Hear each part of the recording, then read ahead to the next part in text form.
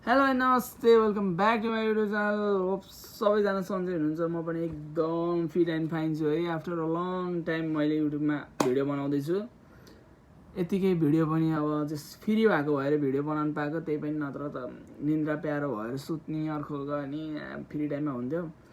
So एकदम के नसोचेको लाइफ छ है। आउनु त आयो जापान, कतिलाई थाहा पनि छैन होला, कतिलाई थाहा छ होला। त्यही हो, जापान आएको लगभग 4 महिनाभन्दा बढी हुन लागिसक्यो। 4 महिनामा 1 हप्ता जस्तो पनि लाग्दैन यार। अस्ति भर्खरै आएको जस्तो लाग्छ। हरेक कुरा डुङ डुङ डुङ डुङ गइहाल्दो रहेछ यार। लास्टै गाह्रो क्या यहाँको होइन लाइफस्टाइल हुन्छ नि, लास्टै बिजी क्या। यिनीहरू त जापानिजहरू त बिजी हुन्थ्यो भने हामी आएको यिनीहरूभन्दा डबल बिजी छ क्या। कामबाट स्कुलबाट कामबाट फेरि कोठामा आउनु नपारी स्कुल, यस्तो हुँदो रहेछ क्या। मैले सुन्थेँ होइन, नेपाल हुँदा कति गर्नुपर्छ र हप्ता 28 घन्टा दिएको हुन्छ, 1-2वटा हिँड्क्या सानो 1-2वटा गऱ्यो भन्थ्यो। नपुग्ने रहेछ हो, नपुग्ने रहेछ, गर्नुपर्ने रहेछ। दुःख टन्नै सोचेको भन्दा के हो। अनि कति पहिले त है आएको 4 महिना 4 मन्थ हुँदा पनि आएको 4 मन्थ हुँदा पनि काम नपाएको हुँदो रहेछ क्या। अनि त्यस्तै छ, भाषा पनि हुँदैन नेपालबाट है। यत्तिकै गरेर अप्लाई गरेर आएको हुन्छ, भिजा लगाइहाल्छ, के हुन्छ आइहाल्छ। अनि यहाँ आउँछ बिचरा, गाह्रो मानिरहेको हुन्छ, अप्ठ्यारो मानिरहेको हुन्छ। नमानुस् पनि कसरी हेर। अब यस्तो अप्ठ्यारो छ क्या यहाँको लाइफस्टाइल होइन। सँगै बस्ने साथीसँग पनि भेट हुन्न क्या कति दिन त। सो मैले सुनेको, मैले आफूले देखेको होइन, भोगेको कुरा गर्दाखेरि आफूसँगै बस्दा साथीसँग नि भेट हुन्न क्या। अनि हुन्छ नि त। अनि कतिपयमा आफूसँगै आएको साथी, कोठामै बस्ने साथीले काम गरिरहेको हुन्छ, आफूले गरिरहेको हुँदैन। लास्टै क्या गाह्रो क्या, डिप्रेस भइरहेको हुन्छ क्या मान्छे होइन। सो नआत्तिनु, सबै कुरा राम्रो हुन्छ। अनि प्रब्लम भयो भन्दैमा नआत्तिनु, सबै प्रब्लमको सोल्युसन हुन्छ है। एकदम जहाँ प्रब्लम त्यहाँ सोल्युसन खोज्ने काम तपाईँको हो। प्रब्लम त जिन्दगीमा पाइलै पछि आइरहेको छ, हो कि होइन। सो त्यही भएर नआत्तिनु, नगर्नु, सबै कुरा राम्रो हुन्छ। अर्काको देश हो, आफ्नै देशमा पनि एउटा ठाउँबाट अर्को ठाउँ बसाइ सर्दाखेरि छिमेकी भन्न गाह्रो लाग्छ, साथीभाइ भन्नु अब भनौँ न, साथीभाइहरू बन्न टाइम लाग्छ। अनि त्यहाँको रीतिरिवाज बुझ्न टाइम लाग्छ नि त, कल्चरहरू सबै बुझ्न टाइम लाग्छ। अनि त्यस्तै हो, जापान पनि भर्खरै आएको 3-4 महिना भएको छ, तर पनि 3-4 महिना हुँदा पनि बाहिरको मान्छेहरूसँग बोलिँदैन। आफ्नै अब 1-2जना अपार्टमेन्टमा भएको साथीहरूसँग हो। त्यही हो, लास्टै गाह्रो छ। बिस्तारै धैर्य गर्नु, लाइफ यहीँ बिताउनु पर्ने छ। त्यसैले सबै कुरा बिस्तारै यहाँको अनुसारको सेटल हुँदै जान्छ। नआत्तिनु, नेपालबाट आउने बित्तिकै सबै कुरा भने जस्तो हुँदैन। आफ्नै देशमा त कति कुरा नभएर हामी यहाँ आएको हुन्छौँ। अनि यहाँ पनि नेपालमै भने जस्तो काम पनि पाइदियो हुने, तलब पनि राम्रै आइदियो हुने, पढाइ पनि सँगै लग्न पायो हुने, रेस्ट पनि सँगै गर्न पायो हुने। त्यस्तो सोच्यो भने त कहाँ हुन्छ त होइन। त्यही भएर सबै कुरा बिस्तारै हुन्छ, नआत्तिनु है। मेरो पनि अब आउने बित्तिकै त कसले काम पाउँछ र होइन। त्यही पनि 1-2वटा चिनेको साथीभाइ दिदीबहिनीहरूले गर्दा यसो काम गरेको थिएँ। अनि त्यो काम पनि अहिले छुटेर अलिकति बसिरहेको छु। सो नआत्तिनु, सबै कुरा टाइममा हुन्छ, राम्रो आउँछ। सबै कुरा राम्रो कुरा हुन टाइम लाग्छ है। धैर्य गर्नु, मिहिनेत गर्नु, त्यही हो। अनि अरू के भन्छु भने चाहिँ भोको पेटहरू काम नगर्नु, मजाले खानु है। अब पैसै छैन भनेर होइन म पैसै कमाउन आएको हो भनेर त्यो रामेनहरू खाएर नहिँड्नु। खानासाना पकाएर खानु, टाइममा स्कुल जानु। स्कुल चाहिँ मैले भन्नै पर्दैन है। स्कुल चाहिँ लास्टै मेन छ जापानमा। 1-2 दिन छोड्यो भने नि आफूलाई पनि छोड्न मन लाग्दैन।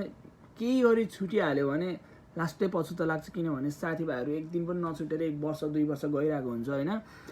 त्यही भएर पहिलो कुरा चाहिँ प्रायोरिटी चाहिँ स्कुललाई दिनु। टाइममा स्कुलबाट निस्किनु। कहिलेकाहीँ ढिलो होला, तलमाथि होला, मान्छे धेरै हुन्छ ट्रेनहरूमा है। त्यही भएर टाइममा निस्किनु, स्कुल राम्रो पुग्नु है। सबै कुरा राम्रोसँग गर्नु, अर्काको ठाउँ छ ध्यान दिएर बुझेर गर्नु।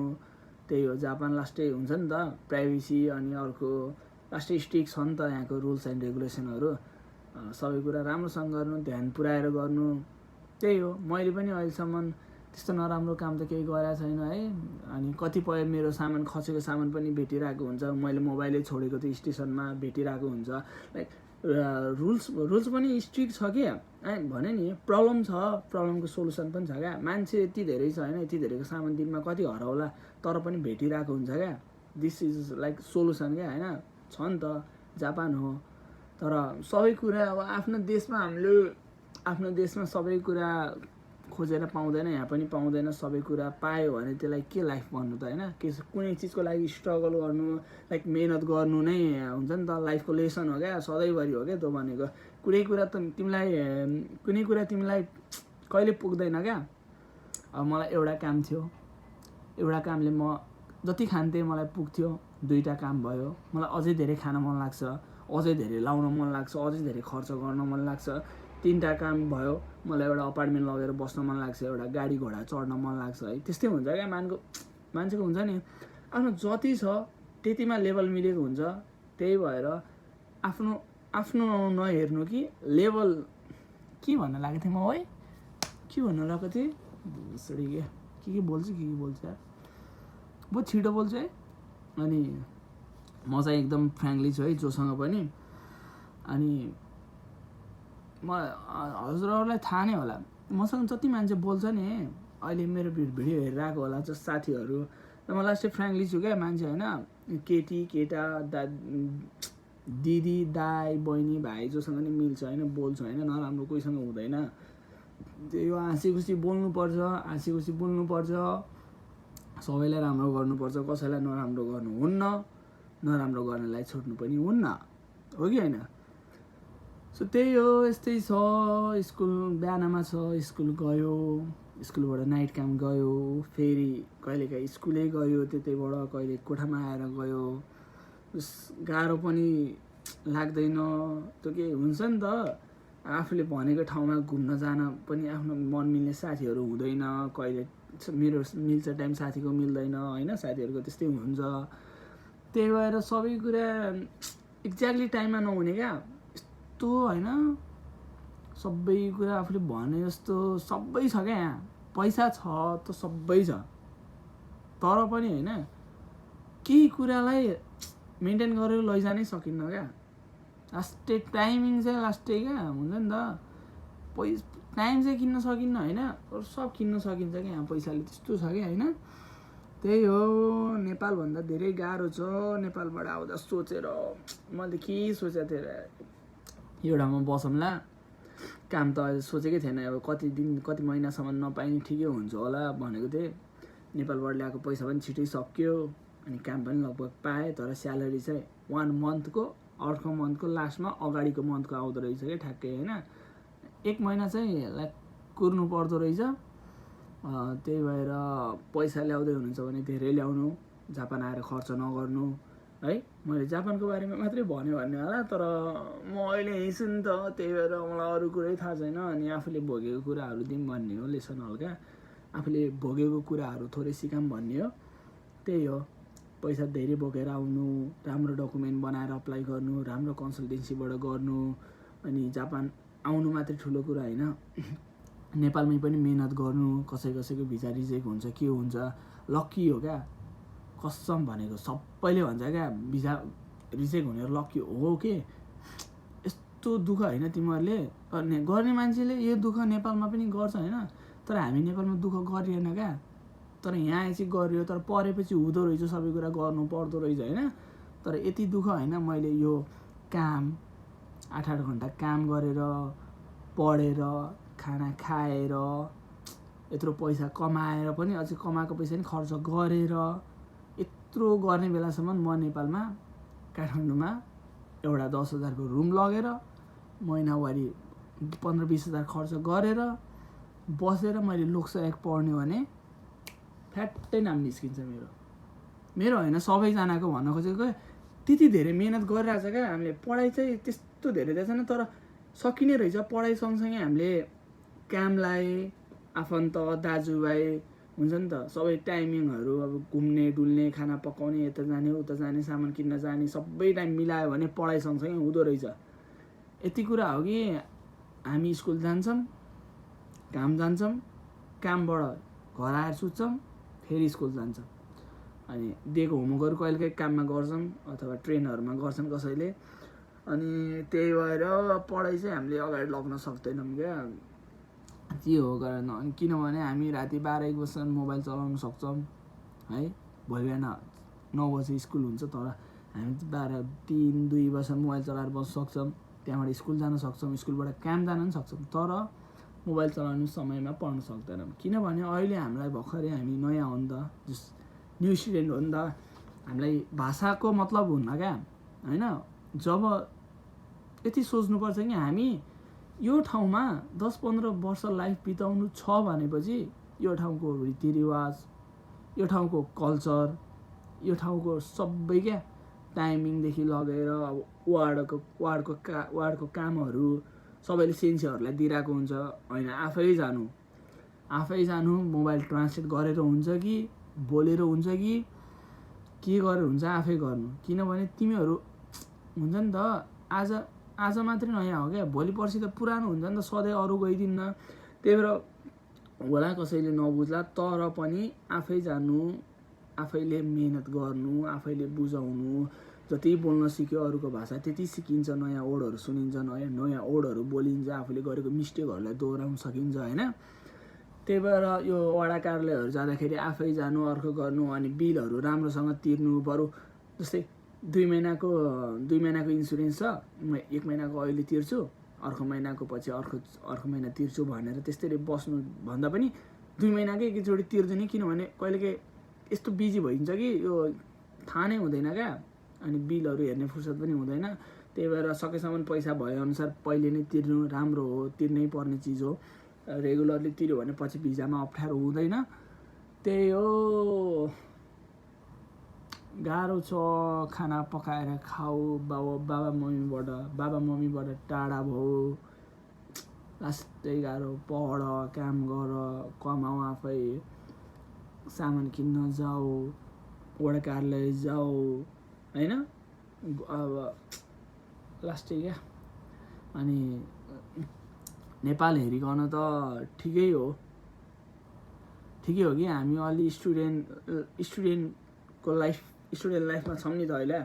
स्टुडेन्ट लाइफ भएर हामीलाई गाह्रो लाग्यो, पढ्नु नपरेर काम गरेर मात्रै बस्ने हो भने चाहिँ जापानमा ठिक छ। तर हामीलाई 2 वर्ष पढ्नुपर्छ। 2 वर्षपछिको पढाइ चाहिँ गाह्रो छैन।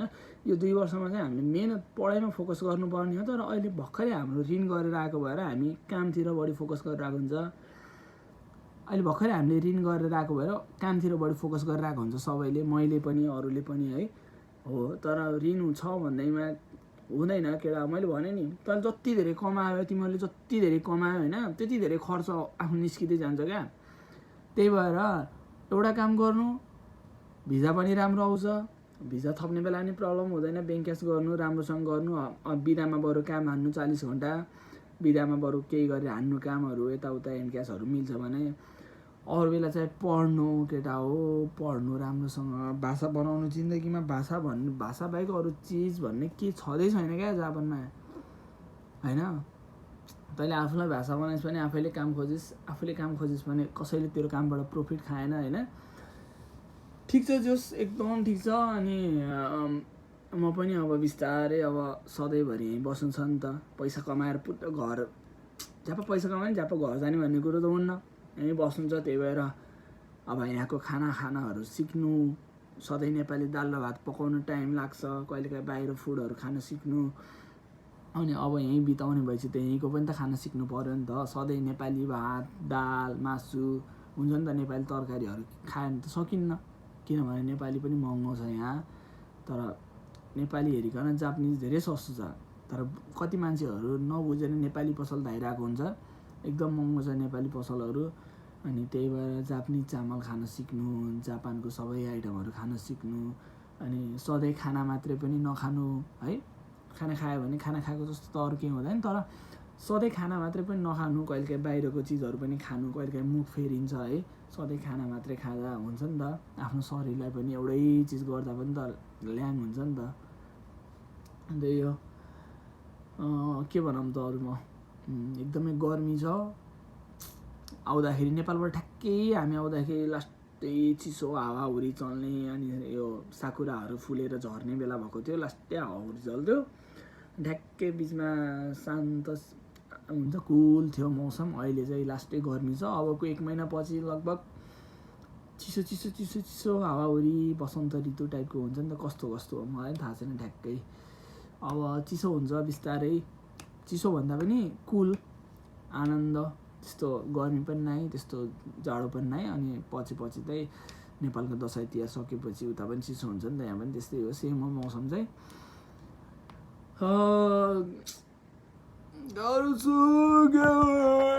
यो चाहिँ मेरो रुम हो, यो त्यही हो भन्न मन लागेको कुराहरू चाहिँ मैले भने। अनि सबै कुरा टाइममा गर्नु, आफ्नो गएको टाइममा जानु है, त्यही हो। अनि म पनि आजकल घरमै जिम हान्दैछु, किनभने मैले नेपालमा जिम हानिरहेको बानी थियो। अनि ठ्याक्कै भिजा लागेर आउनु पऱ्यो। अनि त्यसपछि बडी मेन्टेन राख्नलाई मैले पनि जिमहरू गर्दैछु आफ्नै घरमा, डम्बेलहरू ल्याएर रुममा। अनि त्यही हो, गर्नु आफूलाई मन लागेको कुरा सँगसँगै सबै कुरा राम्रोसँग मेन्टेन गर्दै लैजानु है। आज एउटा कुरा बिग्रियो भने भोलि राम्रो कुरा आउँछ, आज नराम्रो भने भोलि राम्रोसँगै सबै कुरा नराम्रो हुँदै पनि जान्छ, नराम्रोसँगै सबै कुरा राम्रो हुँदै पनि जान्छ। This is the lesson of life like कहिले अप कहिले डाउन क्या, कहिले एउटै पाथमा हिँड्दैन क्या। त्यही भएर ठिक छ, एकदम धेरै माया छ है, एकदम धेरै माया छ। अनि एकदमै याद आउँछ नेपालको, घरतिर फोन गर्दा पनि यसो हुन्छ नि त कहिलेकाहीँ। त्यही हो, हेरिदिनु भएकोमा धेरै धन्यवाद। फेरि म भिडियो बनाउँछु। अहिले चाहिँ मेरो टाइम खाली थियो, त्यही भएर भिडियो बनाइरहेको हुन्छु, तर एडिट गर्न टाइम लाग्छ। So until next video, thank you so much, bye bye, see you in next video, bye.